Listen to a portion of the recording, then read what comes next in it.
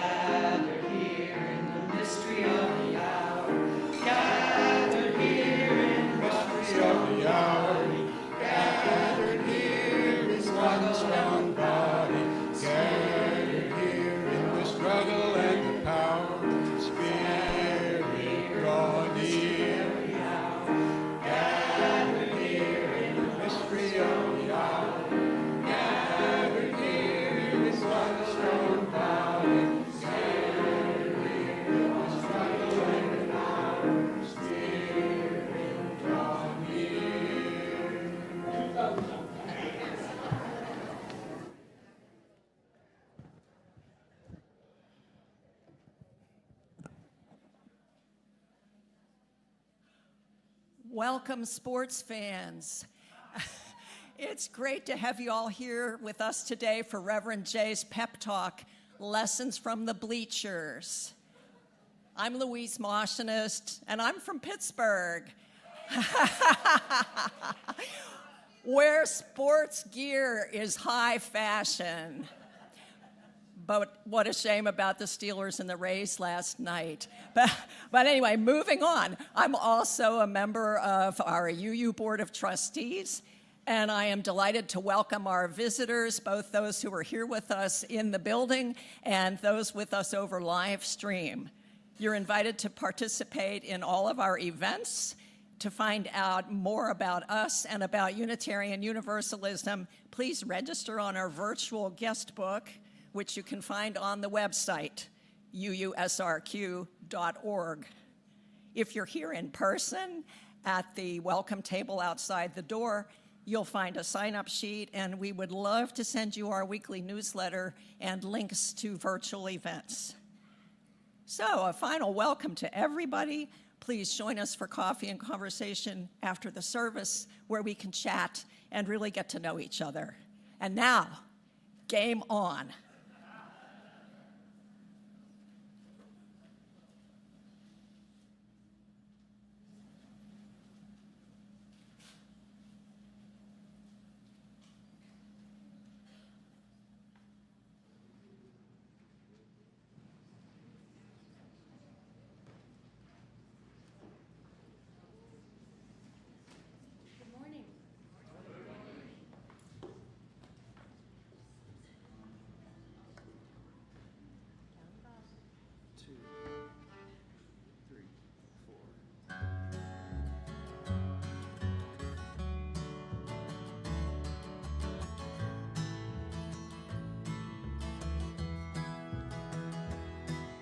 You're waiting for day to end, wondering where your life begins. Can't make up your mind or see the way you're meant to go. The clock ticks the hours by, misplaced the will to even try. Too many years behind you, too many dead-end roads. Now it's time.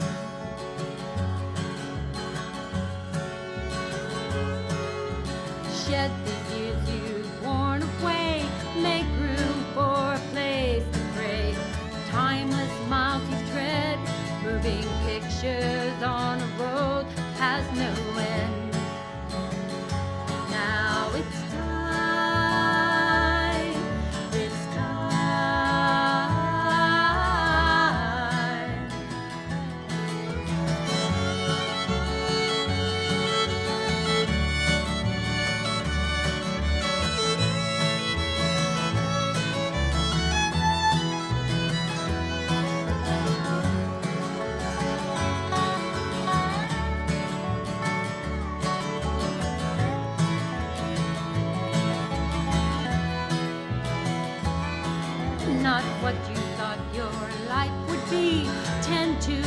what you've yet to see. The bitter taste of memories, sweetening passing of time.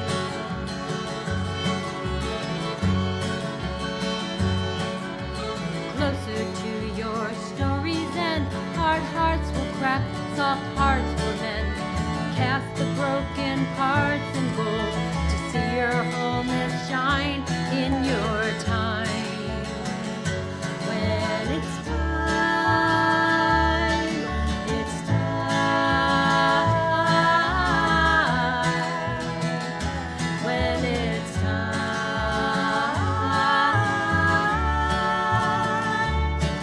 it's time.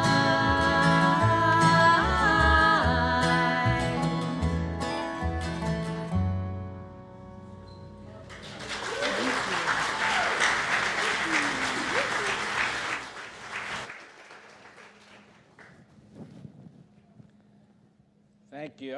Always a joy to have Passerine here. Thank you very much. Okay, our opening reading is just something I wrote this a couple of weeks ago. Come into this place of hope, this place of openness, this place where we gather as a community. And let us remember to celebrate, to sing, to dance, to laugh, to learn, even to cheer, even if it literally or just in the quiet sanctuaries of our souls, to celebrate our existence, to sing the praises of life, to dance, to feel the movement of the soul, to laugh, to remind ourselves of our own vulnerabilities, and to learn how to be together as a community. Come, let us be joyful as we enter into service together.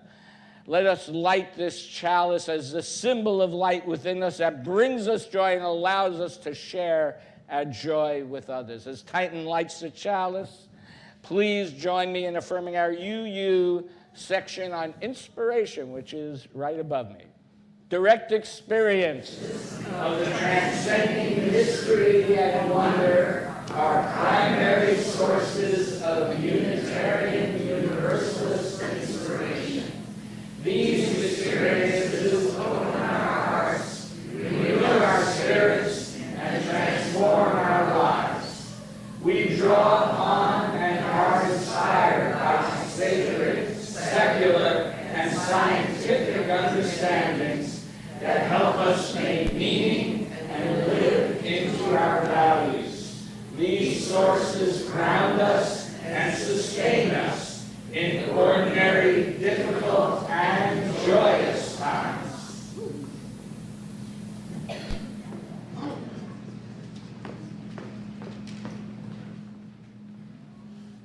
Good morning, everyone. So, today's story is The Golden Acorn, written and illustrated by Katie Hudson. Squirrel loved being the fastest. She could fly through the trees faster than anybody and had the trophy collection to prove it. Her most prized trophies were from the annual Golden Acorn Hunt. Only the fastest racers won the Golden Acorn, and Squirrel had taken it home the last 8 years. But this year was different. All those competing in tomorrow's Golden Acorn Hunt must do so as part of a team, Beaver read. Squirrel scoffed. But I'm the fastest animal in the forest. I don't need a team. But we'd love to be on your team, Squirrel, said Rabbit brightly. You? Squirrel looked at her friends. They did not really seem like race material. But Squirrel had no choice. The race was tomorrow. Maybe a little training would do the trick, or maybe not. So the next morning, Squirrel gathered her team at the starting line. The Golden Acorn has been hidden, the judge yelled. Ready, set, go! Whoosh! Squirrel was off, overtaking all the other races, even her own team. Squirrel, wait, her friends called. We lost Tortoise. Tortoise, huffed Squirrel, pacing back. So Squirrel grabbed Tortoise, plopped him back on the branch, and took off again, but not for long. Squirrel, wait, her friends called once more. We're all tangled up. You can't be serious, Squirrel moaned. Squirrel untangled her friends and was off again for about 10 seconds. Squirrel, wait, her friends called. Beaver is stuck. Oh, come on, Squirrel groaned. So once Beaver's bottom was pushed free, Squirrel was off as fast as her feet could carry her, so fast she didn't even hear her friends calling for her. So over logs and under branches, inside trunks and above treetops, Squirrel raced as fast as she could to find the golden acorn until there it was. It was the biggest golden acorn Squirrel had ever seen. So she pried it from its hiding spot and took off. But the golden acorn was heavy, much too heavy to carry alone. And there was only Squirrel all by herself. So Squirrel and her golden prize held her golden prize. And after lots and lots of rolling and pushing and heaving, she took a little rest. She was tired and sweaty and lonely.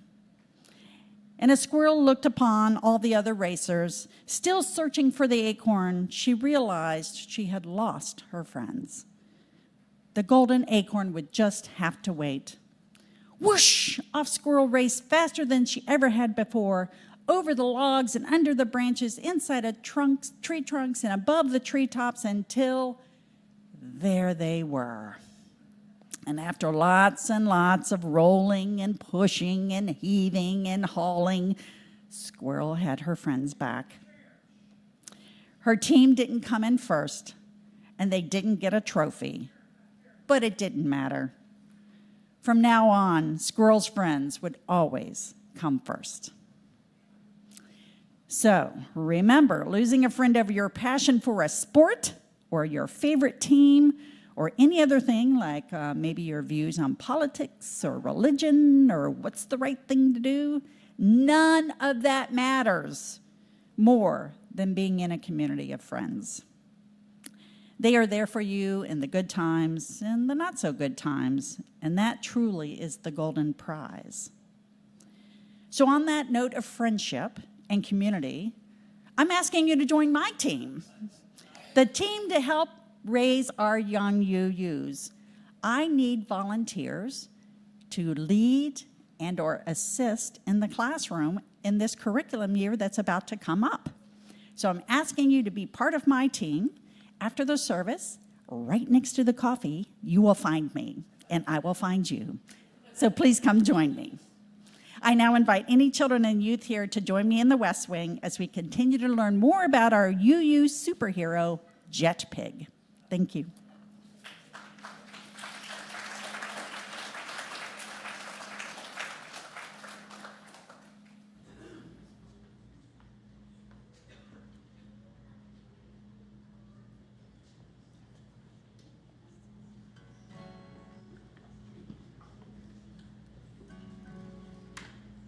I'm trying to think of how our songs fit into the sports theme. But what they speak is the collectiveness of community. I think that's where we're going with this one.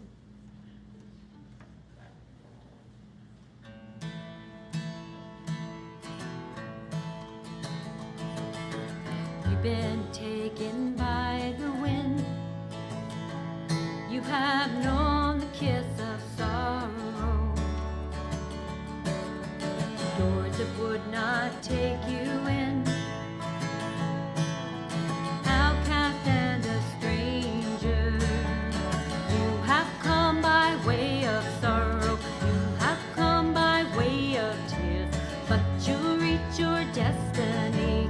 Meant to find you all these years. Meant to find you all these years.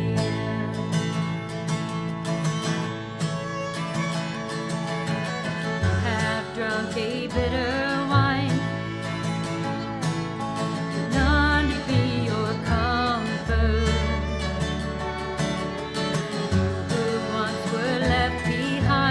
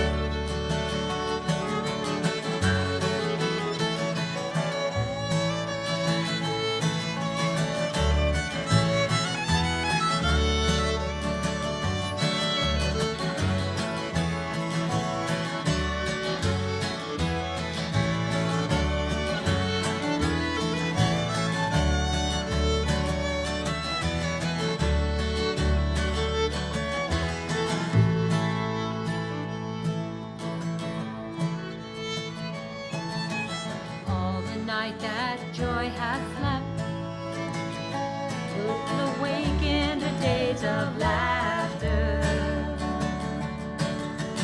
On the tears that you have wept, will dance in freedom ever after. You have come by way of sorrow, you have come by way of tears, but you'll reach your destiny, meant to find you all these years, meant to find you all these. You have come by way of sorrow, you have come by way of tears, but you'll reach your destiny, meant to find you all these years, meant to find you all these years.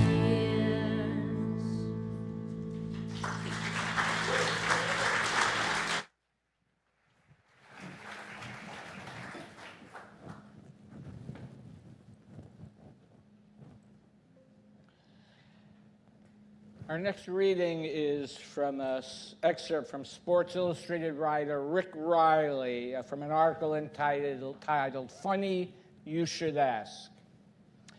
So we were lying on our backs on the grass in the park next to our hamburger wrappers, and my 14-year-old son and I watching the clouds loiter overhead when he asked me, "Dad, why are we here?"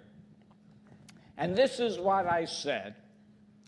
I thought a lot about this, son, and I don't think it's all that complicated. I think maybe we're here to teach a kid how to bunt, turn two, and eat sunflower seeds without using their hands. We're here to pound the steering wheel and scream as we listen to the game on the radio 20 minutes after we pulled into the garage. I've done that. We're here to look all over, give up, and then find the ball in the hole. That's a golf reference for those who don't know, which I've never had that experience. We're here to watch at least once as the pocket collapses around John Elway and it's 4th and never, or the count is 3-1 on Mark McGuire with the bases loaded and the pitcher begins wishing that they had gone to med school. We're here to get the Frisbee to do things that would have caused medieval clergymen to burn us at the stake. We're here to win the stuffed bear or go broke trying. We're here to be the coach when Wendell, the one whose glasses always fog up, finally makes the only perfect backdoor pass all season. We're here to be there when our kid has 3 goals and 1 assist, and especially when they don't. I don't think we're here to make Sports Center. The really good stuff never does, like leaving Wrigley at 4:15 on a perfect summer day and walking straight into Murphy's with half of Section 503. We're here to get to the triple dogwood sandwich made, the perfectly frosted malted beverage mug filled, and the football kicked off at the very second your siblings begins tying up the phone until Tuesday. I don't think the meaning of life is gnashing our bicuspids over what comes after death, but tasting all the tiny moments that come before it. None of us are going to find ourselves on our deathbed saying, "Dang, I wish I'd just spent a little more time on the Hibbings account." We're going to say, "See that scar? I got that scar stealing a home run from a consolidated plumbers team." See, grown-ups spend so much time doggedly slaving toward the better car, the perfect house, the big day that will finally make them happy, when happy just walked by wearing a bicycle helmet 2 sizes too big. We're not here to find our way to heaven. The way is heaven. Does that answer your question, son? And he said, "Not really, Dad." And I said, "No?" And he said, "No, what I meant is, why are we here when Mom said to pick her up 40 minutes ago?" As we go into our time of silence, let us contemplate what the still small voice within is really asking of us.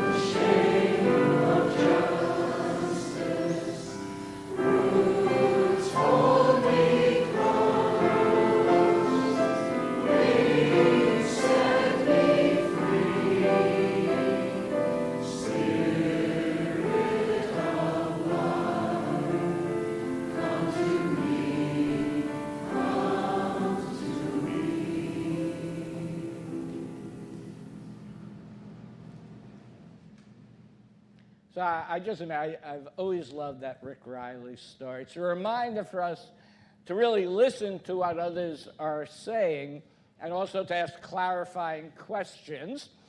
But it's also an important reminder that we don't always have to take everything quite so seriously. And I think it did include a lot of good advice.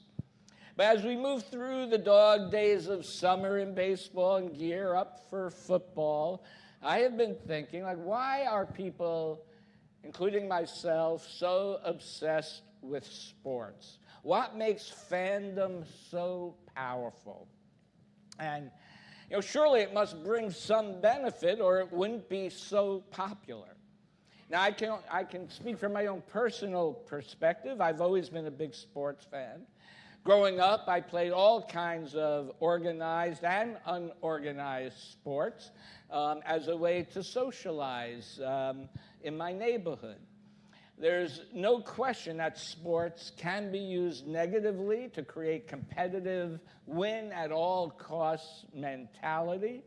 But my personal experience was that at times sports can and does create the traits of teamwork, discipline, fair play, perseverance, and community building. Like on the basketball court in the schoolyard, everybody got a chance to play, right? You got next, right? If you weren't chosen in the first group. And it can help us also become aware of our unrealized capabilities and limitations as well, and can allow for tremendous creativity. The athleticism displayed in professional sports is something to absolutely marvel at. I have often said, looking at this picture, right, professional basketball is like watching an improv live-action ballet. Look at that, right? Or watching the New York Jets play football is like watching a Greek tragedy.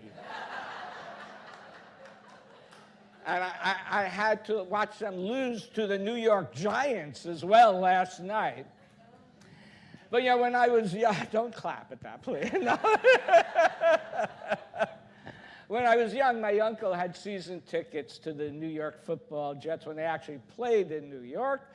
We would often go as a family and then eat dinner together afterwards. I have fond memories of going to Shea Stadium with my father and brother, and we would always go on banner day, and they'd let you on the field and carry your own handmade banners. And it's sort of like when you go to GA and we carry our banner around in the banner parade and General Assembly. So there is, I admit, there is some sentimentality involved in this. But over time, as I thought more deeply about how attending sports events affected me, I believe sports fandom taps into something much deeper than entertainment. I realized it was a similar feeling that I would get going to a rock concert or even sometimes a protest rally. Granted, the context of each is very, very different, but the emotional response it raises is the same. Particularly as a youngster, I was very shy. So having the ability to stand up and cheer and yell and scream along with 80,000 other people, or however many there were, it was a very liberating act for me as a youngster. Similarly, in my teens, with mosh pits and rock concerts, there's a certain amount of catharsis as you fling your body or dance wildly or just singing along with everyone else at the top of your lungs to a well-known song. Such actions give us common connections with the others around us, whether you know the people or not. I think that is part of what creates fandom, right? To participating in a collective ritual, right? That allows us to express ourselves emotionally. And often people who are wearing similar attire by wearing the jersey or symbol of their team. It's a place where barriers are broken down. The person sitting next to you may be of a different race, economic background, sex, sexual orientation, or gender identity, but you are united in a common experience. It is one of the few places this actually happens anymore in our society. And I believe this coming together allows people to feel part of something larger than just themselves. It makes them feel transcendent. And I think that is often what we try to do as well as a religion, make you feel part of something larger than ourselves. And I think if we do that, then maybe in our everyday life, then we might just be more inclined to make decisions considering people other than just ourselves. But I must also acknowledge the shadow side of fandom. Steve Alman, author of the book Against Football, writes, fandom can become escapism, a way to avoid the harder work like relationships and civic engagement. He points out that Americans have turned everything into a sport. And this is true. If you think about dancing, cooking, even politics, everything is a competition now. Unlike sports fandom, though our gathering is not about defeating others, it is about lifting everyone up. Our team includes not only those that look like us or root for the same side, but with recognition that all beings deserve dignity and justice. And we do have our own rituals. We light and extinguish the chalice every week to denote the beginning and ending of our sacred time together. We read one of the values and sing Spirit of Life every week to constantly call us back to our purpose together. And lastly, we have a collective ritual we partake in each week to express our value of generosity. I got ya. It is with that in mind that we now take our offering. Please be as generous as you can. For those online or here in person, on your cell phone, there's a link to donate in the YouTube video or the QR code in your order of service. Let this sacred time begin.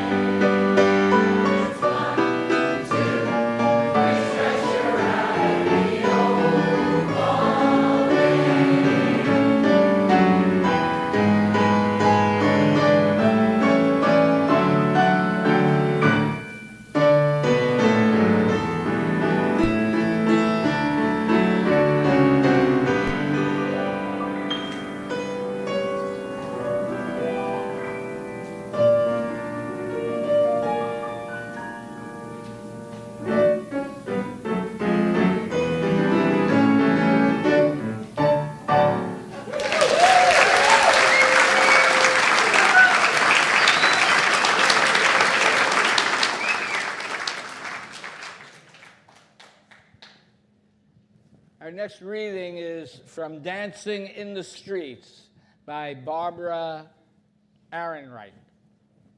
A couple of years ago, on the stunning Copacabana Beach in Rio de Janeiro, where the mountains march right down to the water, my companion and I were drawn by the sound of drumming. Walking north along the beach, we came to a phalanx of samba dancers, about 10 people abreast and at least a block long. Members of a samba school were practicing for Carnival, we were told. There were people of all ages, tots of 4 and 5 years old up to octogenarians, costume men and women, some gorgeously costumed, some in the tank tops and shorts that constitute Rio's street clothes. The samba school danced down to the sand in perfect dignity, wrapped in their own rhythm, their faces both exhausted and shining, with an almost religious kind of exaltation. One young man dancing just behind the musician set the pace. What was he in real life? A bank teller? A clerk, a busboy? But here in his brilliant feathered costume, he was a prince, a mythological figure, maybe even a god. Here for a moment, there were no divisions among people except for the playful ones created by Carnival itself. And as they reached the boardwalk, bystanders started falling into rhythm too. And without any invitation or announcements to dissolve the normal constraints of urban life, the samba school turned into a crowd, and the crowd turned into a momentary festival. There was no point to it, right? No religious overtones, ideological messages, just the chance, which we need much more of on this crowded planet, to acknowledge the miracle of our simultaneous existence with some sort of celebration. And now let us celebrate with Passerine one more time.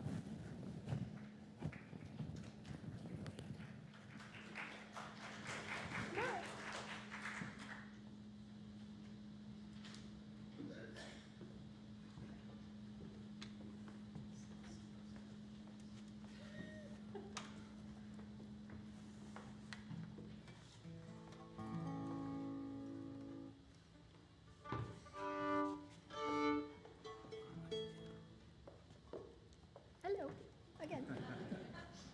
Ready? Yep.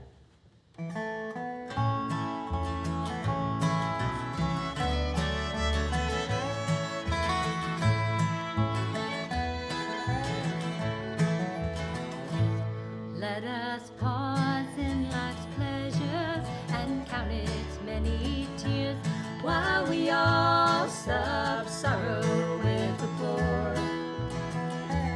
There's a song that will linger forever in our ears. Oh, hard times come again no more. As we seek mirth and beauty and music, light and gay, there are frail forms fainting at the door. And though their voices are silent, their pleading looks will say, oh, hard times come again no more. 'Tis the song, the sigh of the weary. Hard times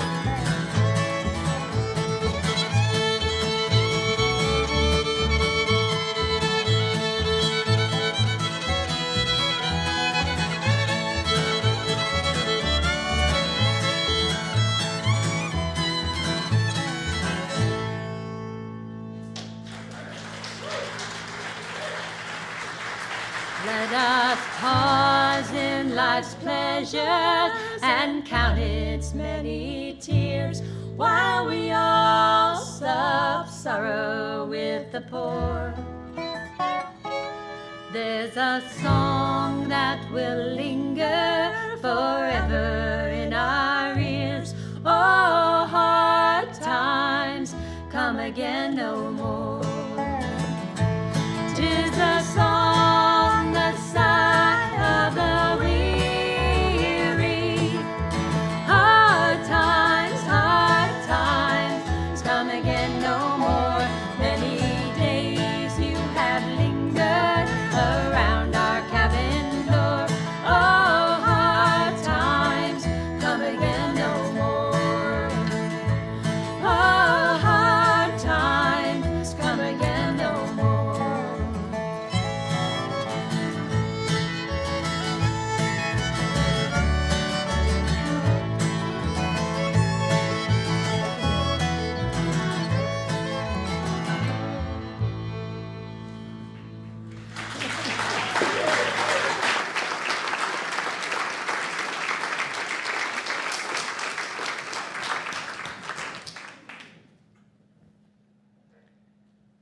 Timing is everything. So I believe there is a deeper, more primal need being met at sporting events. Humans, I believe, have an evolutionary need to gather and celebrate with movement and song. And today we think of this cheering and dancing and clapping happening in sports and dance raves, but we don't often think about it in regard to religion, even though we were just singing and dancing and clapping. Right? So in truth, one reason I used to love going to religious services all the time when I was young, because it doesn't matter how badly I sing, during hymns or chanting prayers, no one would tell me to be quiet. But if we look back, the concept of ecstatic ritual was often a common part of the Western Abrahamic religious traditions. In Islam, the Sufi tradition had whirling dervishes. You can see they have special costumes and ritual dancing. All throughout the Hebrew scriptures, there are passages about singing and dancing as part of worship. Specifically, the book of Psalms included many references to celebration. Psalm states we should praise God with tambourine and dance. In the book of 2 Samuel, it states King David is leaping and dancing to show devotion to God. And in Ecclesiastes chapter 3, it says, there is a time to weep and a time to laugh, a time to mourn and a time to dance. I feel I'm channeling Ren from the movie Footloose here right now, for those who remember that movie. It also seems clear to me that in early Christianity, ecstatic joy was a part of worship. The book of Acts speaks of early Christians speaking in tongues as if they were speaking directly to God. There are some scholars who look at early Christianity as just another manifestation of the Greek Dionysian mystery religion before it was conformed into what we think of Christianity today. There are some striking similarities between Jesus and Dionysus, the Greek god of wine, whose followers partook in what some called ritual rites of madness. Both Dionysus and Jesus were wandering charismatics who largely appealed to the marginalized in society.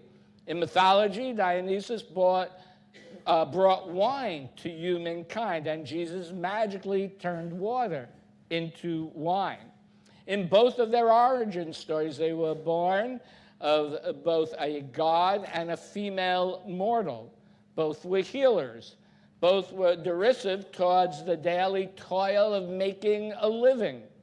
In the book The Bacchae by Euripides, Dionysus is described as, and I quote, the liberator whose role was to join in dances, laugh with the flute, and bring an end to cares, end quote. And the story of Dionysus ends with the bringing about the death of the king and destruction of the oppressive, civilized community. So I can imagine such a story might sound good to the countercultural communitarian Jews under the yoke of the Roman army and a corrupt king in the time of Jesus. These stories remind us that in antiquity, joy, dance, and ritual were central to religious life. Now, of course, in the Christian tradition, a meal with wine was a central part of worship. And in the Gospels of Matthew and Luke, Jesus critiques the larger community, saying, "We played the flute for you, and you did not dance. We wailed, and you did not weep." Meaning the larger community had been disconnected from their emotions. They did not have joy for joyful things. They did not have empathy for those who were suffering. So in the 2nd century, church leader Clement of Alexandria wrote that the faithful should dance in a ring together with the angels, and later wrote that in order to invoke the zest and delight of the Spirit, Christians should raise their heads and our hands to heaven and move our feet. But by the 4th century, church leader, particularly St. Gregory, wrote, "Let us sing hymns instead of striking drums, have psalms instead of frivolous music and song, modesty instead of laughter, wise contemplation instead of intoxication, seriousness instead of delirium," end quote. Which, of course, means that up until that point, they were striking drums with frivolous music and song and laughter, intoxication, and delirium in church services. And slowly over time, the church did away with ecstatic ritual as part of religious services. So I've gone far afield of why we cheer in sports, I know. But the truth is, it is connected. Right, as ecstatic ritual, or as I would call it, outward, unmitigated expression of our emotions, right, were removed from religious services, people needed to find another outlet for their emotions. And this led to the creation, actually by the church, of Carnival, which preceded the holiday of Lent, where you had to give up something, a sensual pleasure. This painting, as we have the painting, is entitled Carnival in Rome by Johannes Ligelbach, if I pronounce that correctly. Carnival included parades with people dressed in elaborate costumes, sporting events, and ritual activities that dissolved normal social boundaries of class and gender, and often mocking those people in power. Now, due to the over-the-top gaudiness and raucousness of these events, over time the church distanced itself from them, and once that happened, these events became secular festivals. The Puritan New England colonies outlawed sports altogether, and when the Industrial Revolution came about, they needed people working constantly and thus tried to curtail such events.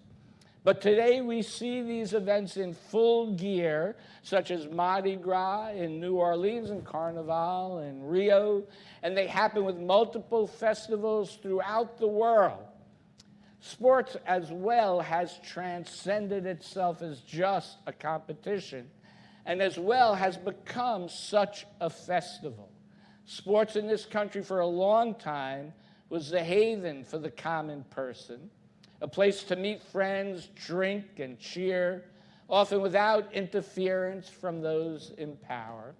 And at some point, though, we can see the carnival-like nature of sports as people come hour early to tailgate, and they dress in costumes and lead cheers for their team. You know, I always used to laugh. I'd take my son to the Orlando Magic games, and they would always sing the YMCA song, and it became a ritual every game. And I knew a lot of the people who went, and they were very, very conservative Christian people singing this song about gay men coming to the YMCA. And I found it very interesting. And they didn't even get it, which was, ironic. But, and I'm not saying you should come to service on Sunday dressed up like this or in your favorite team's uniform, although you could come in any outfit you like here. We're very open to that. But I do believe, so what does this mean for us as a religious community? I believe we are called to reclaim that authentic spirit of celebration, not as an escape from the world's problems, but as preparation for engaging them.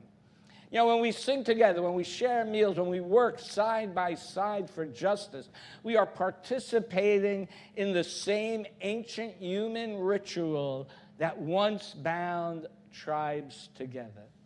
What if we reclaimed religious community as a place where we laugh out loud, sing at the top of our lungs, and maybe even wear costumes? Activist Emma Goldman famously said, "If I can't dance, it's not my revolution." She understood that the work of building a better world must include joy and celebration and the full expression of our humanity. And it's so easy to get dragged down into every terrible thing that is happening. But we have to remember why it is we are trying to save this democracy and implement our mission and vision in the world. So yes, let us feast together, sing loudly, dance to our own drumbeat, not to escape the world, but to gather the strength and the connections we need to transform it. Like, what if we learn to cheer, not just for teams, but for life? So let's try that now. I want us to chant, "Go Justice, Go Love." All right? Let's try it. Go Justice, Go Love. Go Justice, go. A little bit louder. Go Justice, Go Love. One more time. Go Justice, Go Love. Yay!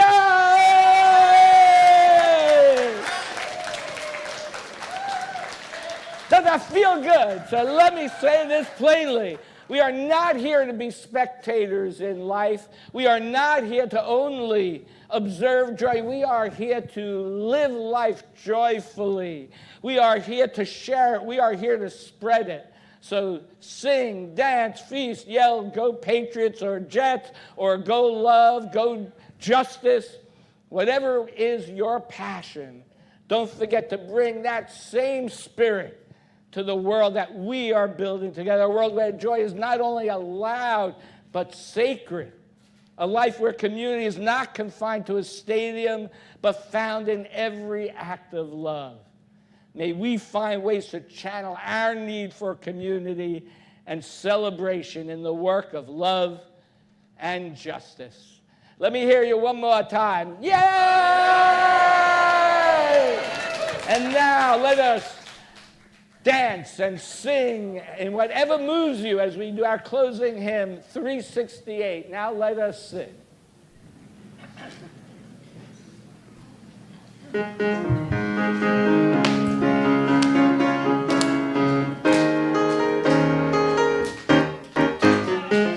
Sing to the power of the faith within. Sing to the power of the faith within. Lift up your voice. Be not afraid, sing to the power of the faith within. Sing to the power of the hope within. Sing to the power of the hope within. Lift up your voice, be not afraid, sing to the power of the hope within. Sing to the power of the love within. Sing to the power of the love within. Lift up your voice, be not afraid, sing to the power of the love within, sing to the power of the joy within,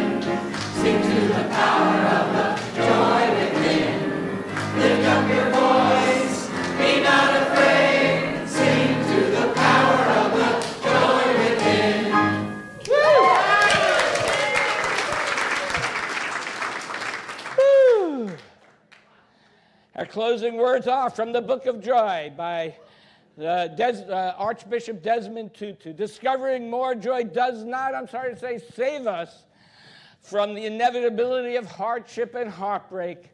In fact, we may cry more easily and we may laugh more easily too. Perhaps we are just more alive. Yet as we discover we can face suffering in a way that ennobles rather than embitters, when we have hardship without becoming hard. We can have heartbreak without being broken.